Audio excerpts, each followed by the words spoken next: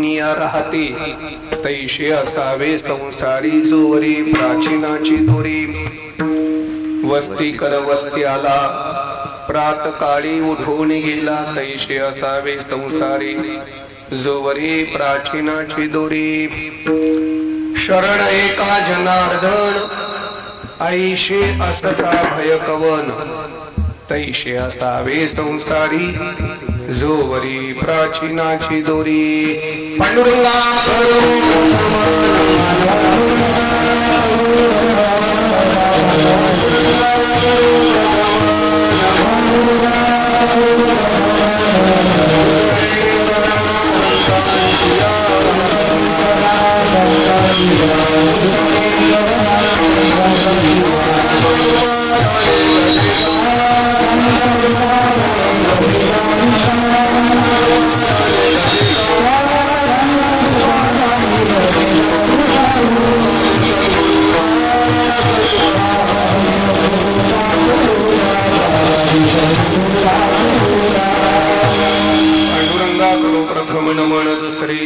संतांजिया त्यांच्या कृपादाने कथेचा विस्तारू बाबाजी सद्गुरुदास तुका थोडा याचा इको कमी करावा लागेल या दोघं थोडा कमी करा आणि आवाज वाढवा कडक करा आवाज हॅलो हॅलो हॅलो हॅलो वाढवा आवाज थोडा हॅलो हॅलो हा विठाला विठाला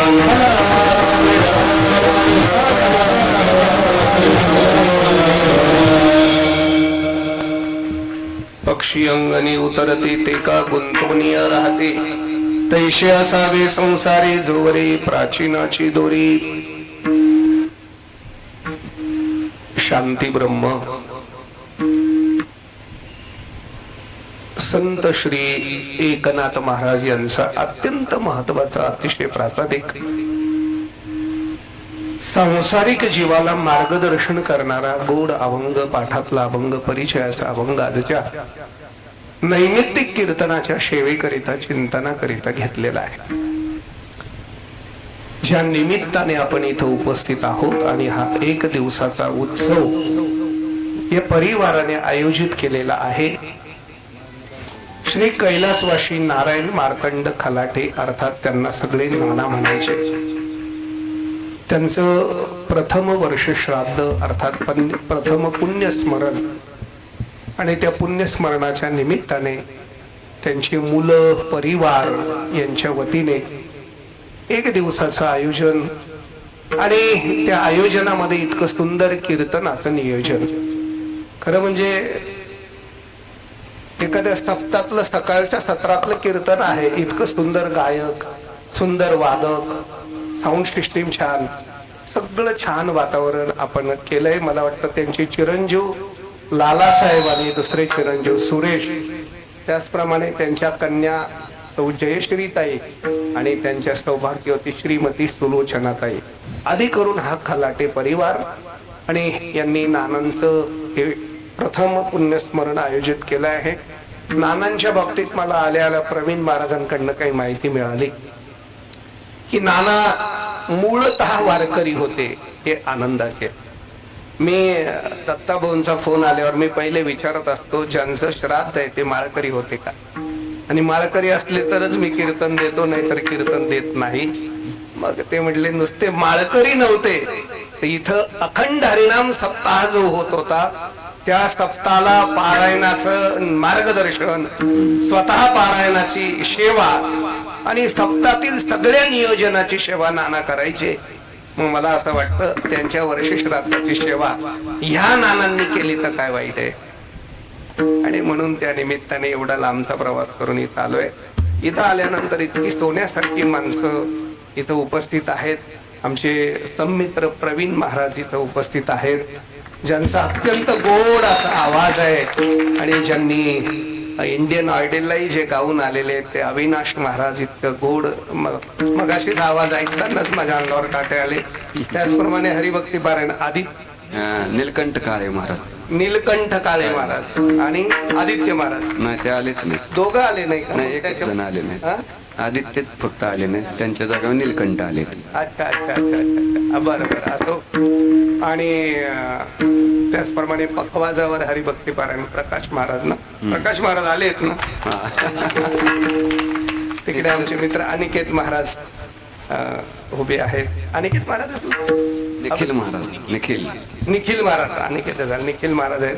बाबांचं नाव भोसले मला भानदास महाराज, भानुदास महाराज आहेत. विनेकरी बाबा आहेत. आणि हे विद्यार्थी आपले ज्ञानेश गुरुकुल वारकरी शिक्षण संस्थेचे आहेत. स्वप्नील महाराज यांची मार्गदर्शनाची संस्था चालते. हे छायाचित्रण करणारी मंडळी आहे. मग अशी पाहतो प्रसन्न माणसं आहेत, काय की नाही असो. आणि ह्या परिवारावर प्रेम करणारे त्यांचे नातेवाईक, आप्त इष्ट, आधी करून मित्र परिवार या दुःखामध्ये आणि दुःखातून सुखाकडे जाणारा हा प्रवास आहे. म्हणून सर्वांना धन्यवाद देतो ज्यांच्यामुळे येण्याचा योग आला. या परिसरामध्ये नेहमीच वारकरी संप्रदायाचे चांगले कार्य व्हावं, चांगले वक्ते लोकांना ऐकायला मिळावे, यासाठी ज्यांची तळमळ असते ते आमचे दत्ताभाऊ गावडे आहेत. कायम चांगले वक्ते आणण्याचा त्यांचा प्रयास असतो. आणि अनेक महाराष्ट्रातील अत्यंत विचारवंत, नामवंत कीर्तनकारांशी त्यांचे स्नेहाचे संबंधी आहेत. त्याचप्रमाणे सिद्धेश्वर संस्थानचे आमचे काका विश्वस्त आहेत, तेही विशेष करून कीर्तनाला आलेले. गुरुजी आलेले आहेत. अजून कोण राहिलं? सगळीच मंडळी आहे. सर्वांना धन्यवाद. मस्तक हे पायावर,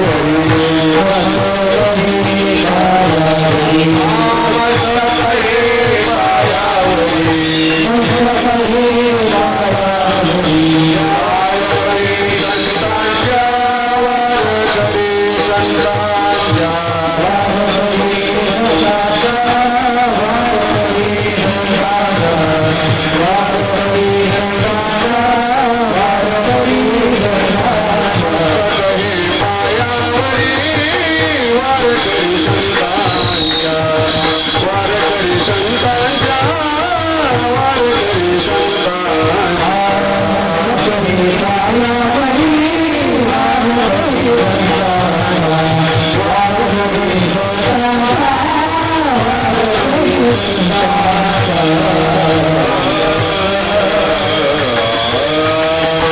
मस्तक हे पायावरी वारकरी संतांच्या, पक्षी अंगणी उतरती ते का गुंतोनिया राहते, तैशी असावे संसारी जोवरी प्राचीनाची दोरी. मानवी जीवाला प्रपंचाचं मार्गदर्शन वेळोवेळी संतांनी केलेलं आपल्याला संत वाङ्मयामध्ये बघायला मिळतं.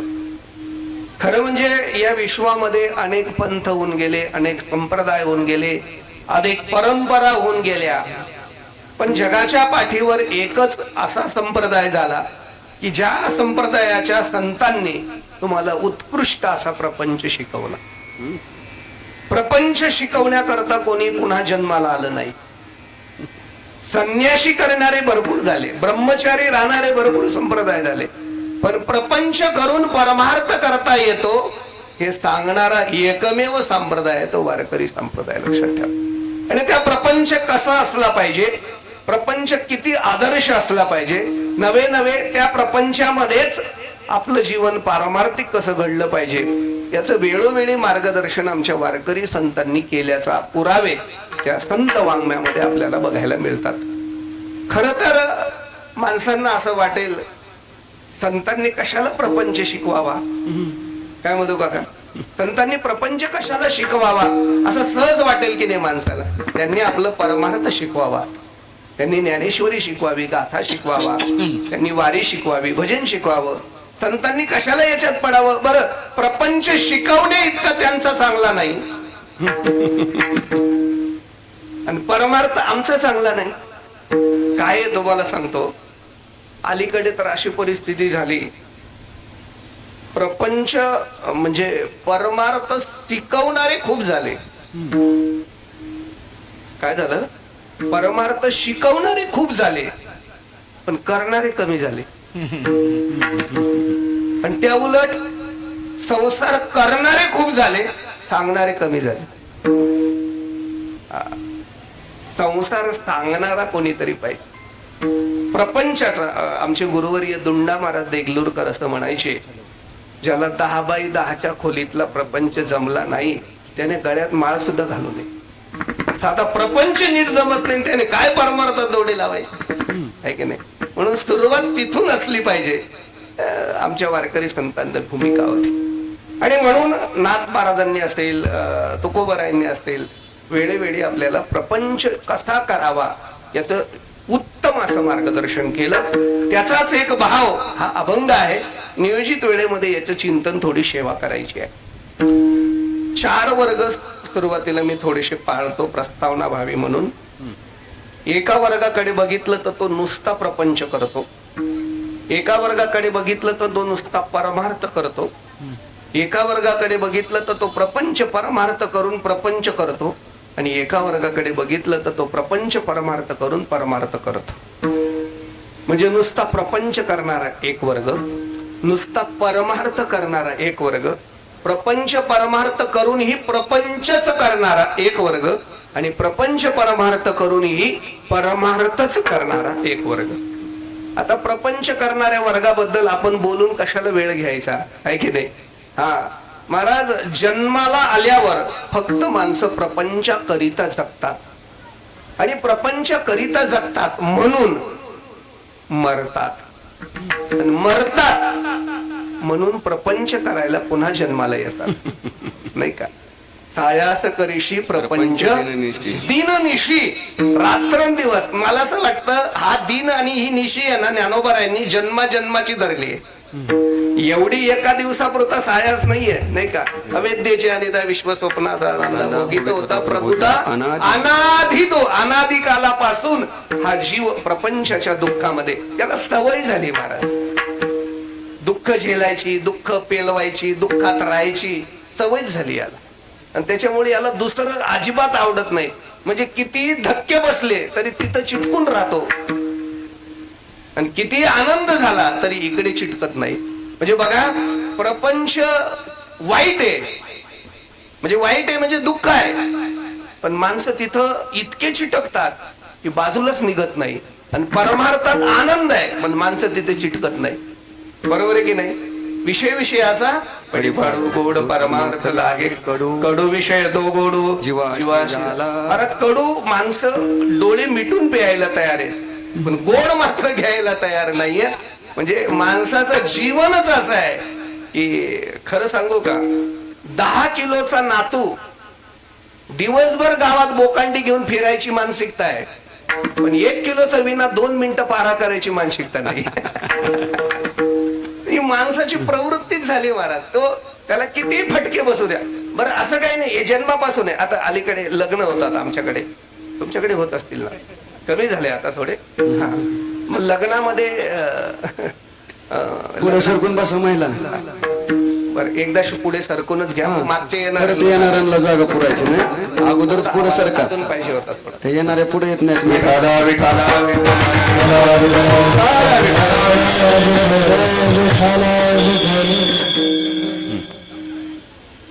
लग्नामध्ये आता महाराजांना बोलवणं ही एक नवीन प्रथा सुरू झाली. ते महाराजांचा फोटो बिटो टाकतात आशीर्वाद म्हणून. तर माझ्या एका मित्राच्या मुलाचं लग्न होतं, जवळचा मित्र, त्याने माझा फोटो टाकला आणि फोटो टाकल्यामुळे जावंच लागलं. बरं कीर्तनाला जायला काही वाटत नाही, लग्नाला जायचं म्हटल्यावर विचार पडतो आहे की नाही. पण तरी प्रेमा करता जावं लागतं, विनोदाचा भाग सोडा. लग्नाला गेल्यानंतर तिथं मग काय शांत बसू देत नाही आम्हाला. महाराज, लेकरं प्रपंचाला लागलेत, जरा चांगले आशीर्वाद द्या. जेव्हा समोरचा असं म्हणतो ना, लेकरं प्रपंचाला लागलेत, चांगले आशीर्वाद द्या, तेव्हा हृदयाचा जाळ होतो. कारण आमचा प्रपंच कसा आहे आम्हालाच माहिती आहे, आम्ही यांचा काय सुखी करणार. पण ते आपण तरी पण खोटे खोटे आशीर्वाद देतो. अवघाची संसार अयम निजहा परवेत्ती गरणाला कुठे तसा उदार चरिता नाम तो वसुदैव कुटुंब. फार उदार वसुदेवासारखं नाही का, सर्व विश्वच याचं कुटुंब व्हावं, वसुदैव कुटुंबकम कुटुंबकम असा आशीर्वाद देतो. मग मी त्याला विचारलं, का रे तुझा पोरगा आज संसारा लागला असं म्हणतो, याच्या आधी काही तो भंडाऱ्यावर जाऊन गाथा पाठ करत होता का, भामचंद्रावर स्थापना करत होता. अरे मूर्खा, ज्या दिवशी आईच्या उदरात हा गर्भ म्हणून आला त्या दिवशी याच्या प्रपंचाला सुरुवात झाली. याचं जीवन प्रपंचासाठी आहे, याचं मरण प्रपंचासाठी आहे. प्रपंच करणारा हा अत्यंत दुःखीमय जीव एक वर्ग आहे. जन्म मरण जन्म मरण जन्म मरण विशेष किती वेळा जन्माया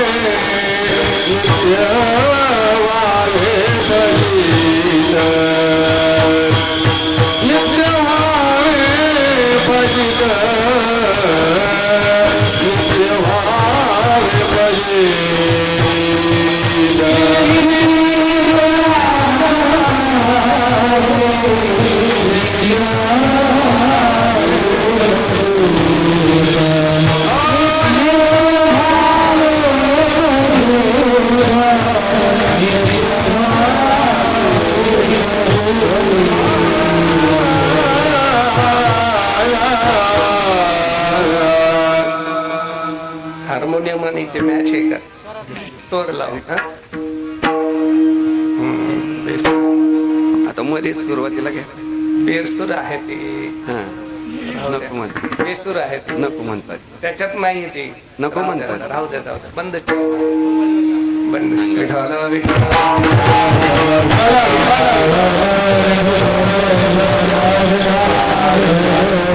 आधी आपण त्याच्यावर लावून घेतला असतं तरी मग जमलं असतं. असं ते त्यांचं बिघडेल, माझं काही नाही. सगळ्याच बिघडेल. हा म्हणून हा एक वर्ग आहे जो प्रपंचाकरिता आहे. दुसरा जो वर्ग आहे मी सांगितलं तो फक्त परमार्थ करणारा वर्ग आहे. खरं म्हणजे तर त्याला जीवन मुक्त म्हणा. तो प्रपंच करत नाही हाही वाक्य माझं चुकीचं आहे. तो प्रपंचच मानत नाही. प्रपंच एक झाला होता हे तो स्वरूपे मिथ्या वार्ता पुढे होईल मागवता कदा कल्पांती घडेना. तो म्हणतो नाहीच आहे, त्याला खरं काय म्हणायचं? काय खरं म्हणायचं? न झाला प्रपंच झाले परब्रह्म अहम ब्रह्म आकरले अहम ब्रह्म आकरले.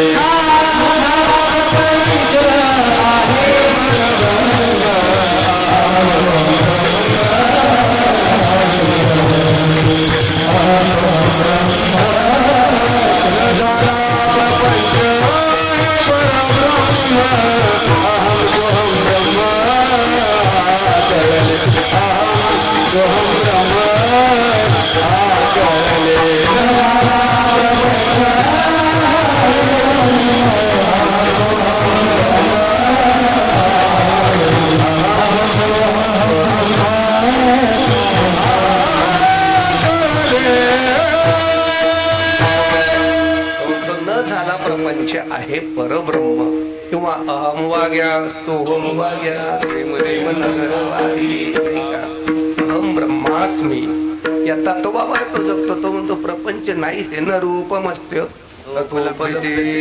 न अंदो न च आदि न च संप्रतिष्ठा. काय त्याला प्रतिष्ठा आहे? किंवा मला सांगा, तुमच्या गावात एखाद्या वांजेच्या पोराचा खून झालाय का हो? वांजेच्या पोराचा खून झालाय का? नाही नाही. बरं जाऊ द्या. काशवीच्या तुपात हलवा कोण करून देईल बरं मला? मी जेवायला येतो का? काशवीच्या तुपात हलवा शक्य आहे का? सश्याच्या शिंगात घर कोणी उभं करेल का? सश्याच्या शिंगात जसं सश्याचं शिंग हे खोटं आहे, काशवीचं तूप खोटं आहे, वांजेचं पोरग खोटं आहे, तसं तो जीवनमुक्त महात्मा म्हणतो हा प्रपंच खोटाच आहे. गंधर्व दुर्ग काय पाडावे, शशविषान काय मोडावे, होवावे मग तोडावे, पुष्प वांजेची या लेखा, ऐशी जन्मपत्रिका की नवीन भूमिका की कल्पो. हे सगळंच खोटं आहे. संसार हा खोटा शास्त्र निवाडीला, पाहिजे साक्षीला सद्गुरु, पाहिजे साक्षीला सद्गुरु.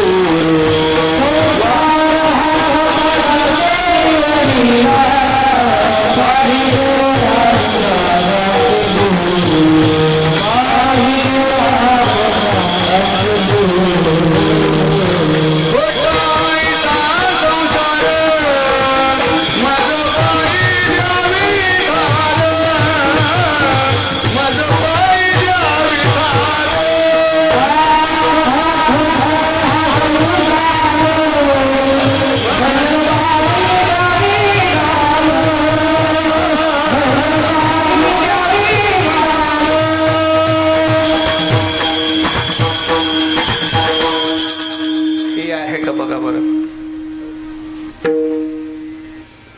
वा. ठीक आहे, छान. विठाल विठाल विठाल.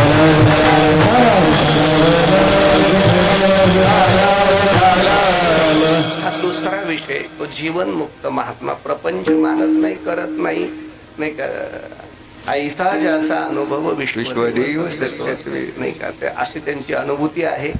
हाही एक वर्ग बघितला. तिसरा जो वर्ग आहे हा थोडासा आपल्यामध्ये मुंडणारा वर्ग आहे. तर आपल्यामध्ये मुंडणारा म्हणजे इथले आपण नाही, प्रपंच आणि परमार्थ दोन्ही करतात, पण प्रपंच मन लावून करतात आणि परमार्थाचं सोंग करतात. परमार्थाचं नाटक करणारा अलीकडे प्रचंड एक नाटकी वर्ग महाराष्ट्रात उदयात आलाय. याच्यावर न बोललेलं बरं, पण कोणीतरी मग असे दत्ताभाऊ म्हणले, तुमच्यासारख्यांनी तरी बोललं पाहिजे. म्हणजे प्रपंचाचं सोंग, आणि हे सगळ्यात घातक आहे महाराज. तुम्हाला सांगतो, झोपलेला माणूस असेल ना, गाढ झोपलेला माणूस, त्याला कसंही उठवता येतं. ज्याने झोपेचं सोंग केलं त्याला कसं उठवणार. म्हणून जो अज्ञानी आहे ना, त्याला ज्ञानात आणता येतं, कोऱ्या वहीवर लिहिता येतं. पण हा सोंगी डोंगी एक वर्ग परमार्थात आलेला आहे.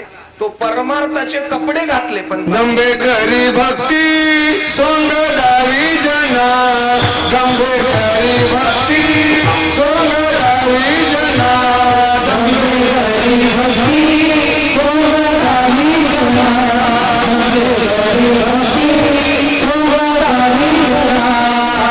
अंतरी भावना वेगळिया, अंतरी भावना वेगळिया, वेगळिया.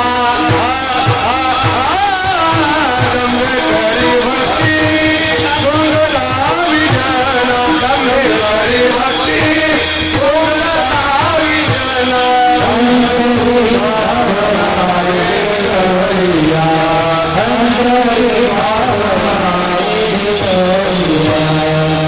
वेगळिया, वेगळिया.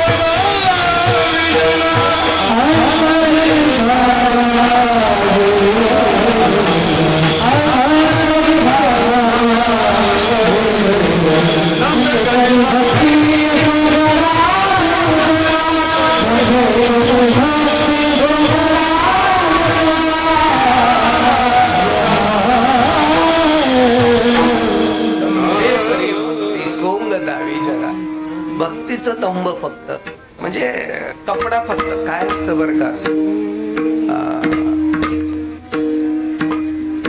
तुम्हाला एक फार छान गोष्ट सांगतो. संतांचं रूप कोणालाही घेता येतं. काय म्हणतो मी?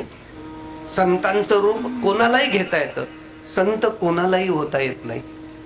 या उलट देवाचं रूप कोणालाही घेता येत नाही, पण देव कोणालाही होता येत.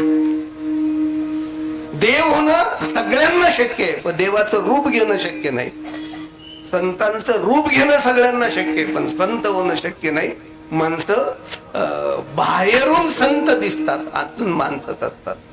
बाहेरून संत दिसतात, आतून माणसंच असतात. पण कधी कधी बाहेरून माणसं दिसणारे आतून संत असतात. म्हणून परमार्थाचं सोंग करणारी मंडळी आहे. ज्ञानेश्वरी वाचण्याचं नाटक करणं, भजन करण्याचं नाटक करणं म्हणजे अलीकडच्या गोष्टी, पण त्याचा परिणाम काहीच नाही. ज्ञानेश्वरी पाठ केली काय आणि ज्ञानेश्वरीचे पारायण किती केले हे त्या दिवशी ज्ञानोबराय प्रसन्न होतील की तुमच्यामुळे किती लोक ज्ञानेश्वरी वाचायला लागले, तुमच्यामुळे किती लोक वारी करायला लागले, तुमच्यामुळे किती लोक भजनाला लागले, तुमच्यामुळे किती लोक आचरण शुद्ध झाले, तुमच्यामुळे किती लोक वैचारिक भूमीच्या उंचीवर गेले. तेव्हा परमार्थ आहे. म्हणून क्रिया काय करतो त्यापेक्षा अर्थ काय ठेवतो हे महत्वाचं आहे. आणि क्रिया कशी असली तरी परिणाम चांगला झाला पाहिजे याचं नाव परमार्थ आहे. क्रिया कदाचित चुकीची असू शकते, क्रिया कदाचित संसारिक असू शकते, क्रिया कदाचित डोळ्याला न दिसणारी असू शकते, योग्य नसेल, पण तिचा परिणाम चांगला असला पाहिजे. संत परिणामाने जीवन जगतात आणि आम्ही क्रियेमध्ये अडकतो. लक्षात ठेवा. बघा तुम्ही एक साधी गोष्ट सांगतो. मी आता ह्या पोराच्या थोबाडीत मारली, काही कारण आहे का? मला मारली याच्या थोबाडीत. आता ते विचित्रच निघालं. त्यामुळे काय कारण महाराजांनी मारायचं? धावून आलं आणि त्याने बी दोन माझे ठेवून द्या. तुम्ही काय केलं? टाळ्या वाजवल्या. तुम्ही टाळी का वाजवली? विनाकारण लेकराला मारायचं काय काम होतं महाराजांना? आणि बरं झालं एक मारली पण दोन मिळाला प्रसाद. टाळी वाजवली, बरोबर आहे. आता तरी मी गुप्प बसाव की नाही? पुन्हा दुसऱ्या पोराच्या थोबाडीत मारलं. त्या पोराने विचार केला, महाराजांनी मारलं असेल, मरू द्या, जाऊ द्या, काय करायचं, काही मागच्या जन्माचं घेणं असेल किंवा मग डोक्यात फरक धरून चिडून आला असेल, जाऊ द्या, मरू द्या, काय करायचं. शेवटी बघा नारदाच्या गादीवर उभे, आपण कसं काय बोलायचं? शांत उभा राहिला. तुम्ही त्याची निंदा केली. याने थोबाडीला उत्तर थोबाडीत दिलं आणि याने खाऊन घेतली. त्याची लौकिक निंदा झाली आणि याची अलौकिक कीर्ती झाली. आता ऐका, दोघांनी क्रिया एक जरी केली असली तरी आता काय झालं? पहिला क्रियेत अडकला म्हणून कीर्तनात उभा असताना सुद्धा क्रोध नावाचा दुर्गुण घरी घेऊन गेला आणि परमार्थाच्या 4 पायऱ्या खाली उतरून आला. दुसऱ्याने क्रिया न बघता परिणामाचं अवलोकन केलं आणि कीर्तनातून क्षमा नावाचा सद्गुण घरी घेऊन गेला आणि परमार्थाच्या सगळ्या पायऱ्यावरती चढून गेला. म्हणजे एक क्रियेत अडकला म्हणून तिथंच संपला आणि एक परिणामाचं अवलोकन केलं. आता मला जर विचारलं दत्ता भाऊ, तुम्ही कल्पना करा पुढचा जन्म कशाचा पाहिजे, तर मी म्हणून रेड्याचा दिला तरी माझं काहीच म्हणणं नाही. एक काय 10 जन्म रेड्याचे मला मिळाले तरी मी कधी तक्रार करणार नाही. फक्त माझी विनंती एवढीच असेल, त्या 10 रेड्याच्या जन्मापैकी एका जन्मात तरी माऊलींनी डोक्यावर हात ठेवावा. माझा जन्म संजय नाना म्हणून जगण्यापेक्षा रेड्याचा जन्म जर माऊलींचा हात डोक्यावर पडत असेल तर धन्यता आहे. हाड घरी करत बसण्यापेक्षा पंढरपुरात कधीतरी कुत्र्याचा जन्म मिळाला आणि नामदेवरायाच्या हातची तूप रोटी खायला मिळाली तर जन्म धन्य झाला. घरी तोंडातून गटार गंगा वाहण्यापेक्षा कधीतरी गाढव म्हणून पैठण मध्ये पडून राहिलं आणि नाथ महाराजांची गंगा तोंडात आली तर तो गाढवाचाही जन्म धन्य आहे. क्रियेत अडकू नका, परिणामाने जीवन जगावं. आणि परिणामाचं जीवन म्हणजे संत आहेत. संत प्रपंचही करतात आणि परमार्थही करतात, पण प्रपंचही परमार्थ करतात आणि परमार्थही परमार्थ अवघाची संसार केला ब्रह्मरूप,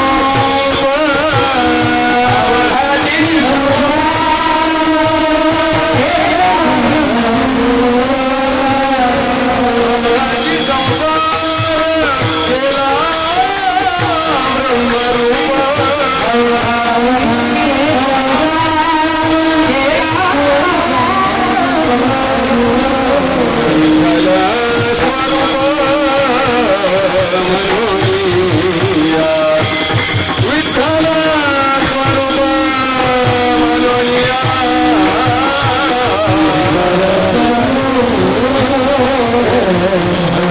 अवघाची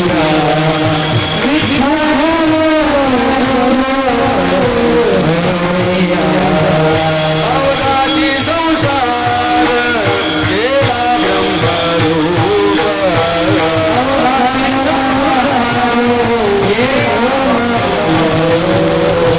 अवघाची संसार केला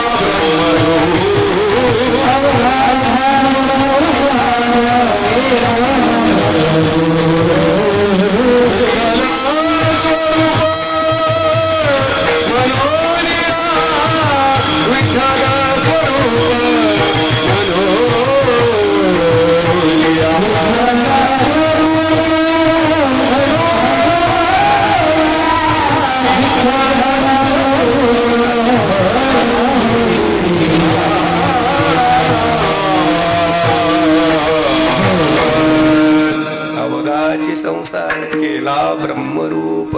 महाराज त्यांनी संपूर्ण संसार खरं सांगा 36 वर्षे ज्यांच्या संसारातून देव गेला नाही त्या संसाराला संसार कसं म्हणायचं सांगा मला. ज्यांची पत्नी भजनाला गेलेल्या तुकोबाऱ्यांना भाकरी घेऊन जात होत्या त्या जिजाऊला काटा मुडू नये म्हणून मागे मागे पळणारा देव तो संसार कसा असेल मला सांगा. एरवी आमचीचा कधी काटा काढतो तर कळू देत नाही आणि त्या संतांच्या धर्मपत्नीला काटा मोडू नये म्हणून मागे पळतो तो संसार कसा असला पाहिजे. म्हणून एक बघा त्यांचा संसार कसा आहे माहितीये का. ते संसारात आहेत पण संसारी नाही आणि ते तिथं चिटकले नाही. मग कमळ जरी जरी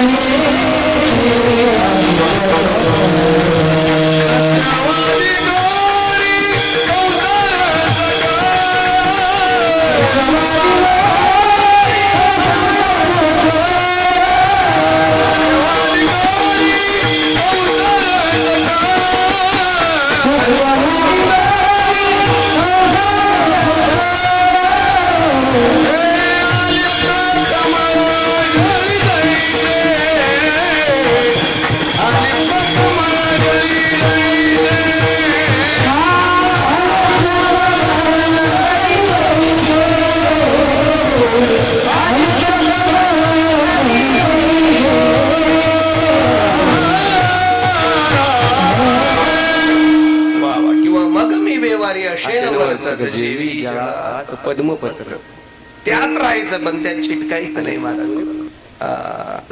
पिकलेल्या चिक्कूची बी इतकी भारी आहे ना ती संसार शिकवते. चिक्कू म्हणजे माणसं नाही चिक्कू चिक्कू म्हणतात. हा पिकलेलं चिक्कू फोडा त्याच्यात बी निघते ती पिकलेल्या चिक्कूत राहते पण ती माखत नाही. तसे संत त्या संसारात राहतात पण त्या संसाराला चिटकून घेत नाही.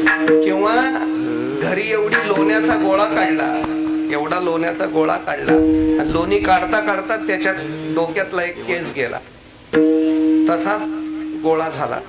संध्याकाळी तो केस जसा तसा बाहेर काढला तो केस माखला का लोण्याला. तो लोण्यात दिवसभर राहिला पण चिटकला नाही का. चिक्कू आत राहिली पण तशी संत महात्मे संसारात राहतात पण संसाराला चिटकत नाही. मी एवढी प्रस्तावना याकरता केली की याच्यातल्या कोणत्या वर्गात तुम्ही बसावं असं वाटतं. पहिला वर्ग नुसता संसार करणारा याच्यात बसू नका. नुसता परमार्थ याच्यातही जाऊ नका मिटवून. दुसरं परमार्थाचं सोंग हे तर मुळीच करू नका. मग चौथा जो वर्ग आहे की प्रपंचात राहा पण पारमार्थिक राहा.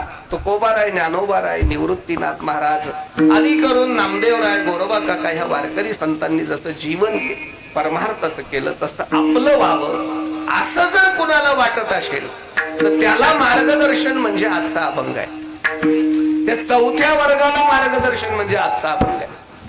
अभंगाची रचना अशी आहे की 2 दृष्टांत आहेत एक सिद्धांत आहे आणि एक फलश्रुती आहे. फलश्रुतीमध्ये या अभंगाचं मूळ दडलेलं आहे. ऐशी असता भय कवन म्हणजे असं जर तुम्ही जगलात तर तुम्हाला भीती बाळगायचं कारण नाही.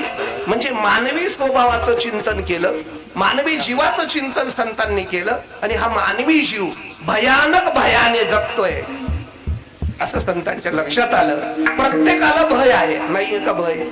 भय कळतं की नाही प्रत्येकाला? भय आता सामान्य भय वेगवेगळे आहेत. मी सामान्य भय काय असतील ते आता आपल्याला इथं तपशिलात नको. कुणाला कशाचं भय आहे, कुणाला आता मार्शियनचं बी भय आहे की नाही? भयच आहे मार्शियनचं सुद्धा. ज्याच्या त्याच्या भयाचे व्याख्या वेगळ्या आहेत महाराज. कुणाला घरी गेल्यावर भय आहे, म्हणजे घरी काही भय नसावं पण आहे ना, वेगवेगळे भय. पण अंत तो गतवा, प्रत्येक जीवाला एका भयाने ग्रासलेला आहे, त्याला मृत्यू म्हणतात. सगळे भय तुम्ही घालू शकतात, पण या जगात मृत्यूचं भय केलं असा कोणी जीव आहे? भगवान प्राणीनाम नित्यम नान्यत्र मरणात भयम, प्राणीनाम नित्य मरणात भयम ना अन्यत्र भयम. नारद रावण म्हणतो या प्राण्यांना कशाचीच भीती वाटत नाही. व्यभिचार करतात, अत्याचार करतात, अनाचार करतात, भ्रष्टाचार करतात, घाबरत नाही. पण मृत्यूला मात्र हा प्रत्येक जीव घाबरतो. कृष्ण गोकुळी जन्मला दृष्टा सळका, म्हणजे भयच वाटलं ना महाराज. प्रत्येकाला मरणाचं भय आहे. बरं काय मलाही सांगा, किती घाबरलं म्हणजे मृत्यू टळेल? एकदम छान लक्षात घ्या, किती घाबरलं म्हणजे मृत्यू पळून जाईल? अरे निश्चित आहे ना महाराज. जातस्य ध्रुव मृत्युर्ध्रुवम जन्म मृत्यूश्च तस्मात् अपरिहार्य नत्वम शोचतु मरस्ति.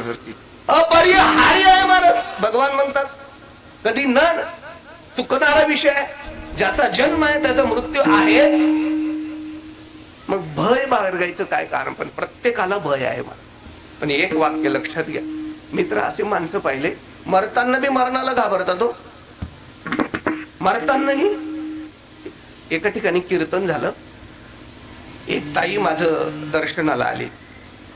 श्रोता दर्शन घेतलं, ती बाई रडायला लागली. आपण सहज विचारलं, ताई रडायचं काय कारण आहे? आम्ही तर काही कीर्तनात रडवत नाही, हसवत नाही. आमचं कीर्तन हसवण्याकरता नाही, आमचं कीर्तन रडवण्याकरता नाही. मग कशाला तुम्ही रडतात? ते म्हटले तसं नाही महाराज, हे शेवटचं कीर्तन आहे माझं. म्हटलं काय झालं? म्हटलं मी आत्महत्या करायला निघाली. म्हटलं माझं कीर्तन ऐकून आत्महत्या करावी वाटते, मग मी पण करू का? ते म्हटले तुमचं कीर्तन ऐकून नाही, आत्महत्या करायला आधीच निघाली होती. बोर्ड बघितलं, कीर्तन ऐकून मरावं असं वाटतं. म्हटलं कीर्तन ऐकून मरावं वाटतं, काय कारण? तिने तिची व्यथा सांगितली. महाराज माझा जो पती आहे तो व्यसनाधीन झालाय, प्रचंड दारू पितो, इतका पितो माझ्या पैशाने पितो, मला रोज मारतो. कंटाळली मी. मार तरी किती, कष्टही करायचे, मारही खायचे, माझ्या पैशावर जगतो आणि किती सहन करायचं. पिता झाला तरी पितो. पिता झाला तरी पितो. त्यापेक्षा न जगण्यात काय मजा, मी आज आत्महत्या करणार आहे. मी म्हटलं असं करा, मी येतो घरी, आपण समजून सांगू, तर तेवढा सुधारला तर माझंही जीवन धन्य होईल, त्याला माळच घालू आपण आज. ते म्हटले येऊ नका.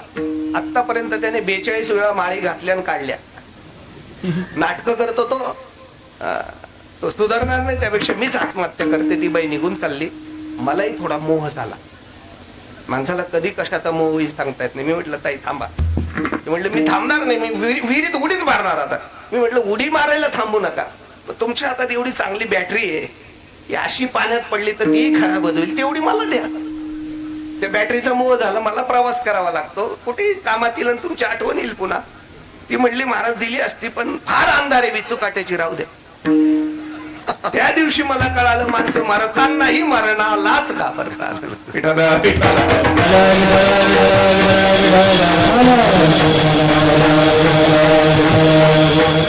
ज्ञानोबा म्हणतात तुम्ही किती घाबरले म्हणजे चुकेल मरण. काल लाटीचे लिहिले ना मोडे का काही केले, काळे गोरे पण धुतले पिटो नेणे.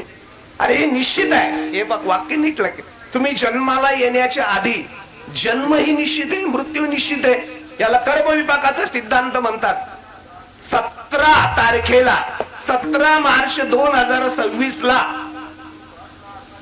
नानांच्या वर्ष श्राद्धाचं कीर्तन या भंगावर मी करावं, हे मी जन्माच्या आधी ठरलेलं माझं कर्म आहे लक्षात. आणि तुम्हीही बसून इथं कीर्तन ऐकावं, नाही तर काय संबंध मला सांगा. कुठे नारायणराव, मला मी कुठे? महाराष्ट्रात कीर्तनकार कमी आहेत का?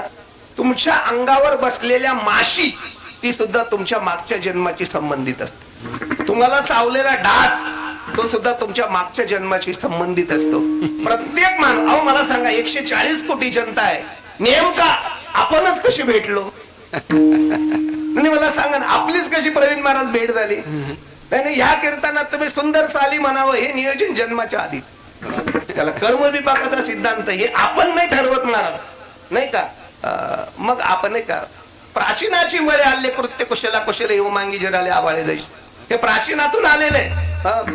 पुरुषार्थात फलप्राप्ती देश काल वशाडे प्राप्त चिरेन शीघ्र व्हा, हे असं दैव आहे ती स्मृती. पूर्वी जे केलं आहे ते आता भोगायला आलेले. मग जन्म मरण जर निश्चित आहे, जन्मही निश्चित आहे आणि मरणही निश्चित आहे, तर आमच्या वारकरी संतांनी एक क्रांती केली की मरणावर विजय मिळवला, मरणाला घाबरले नाही महाराज. आपुले मरण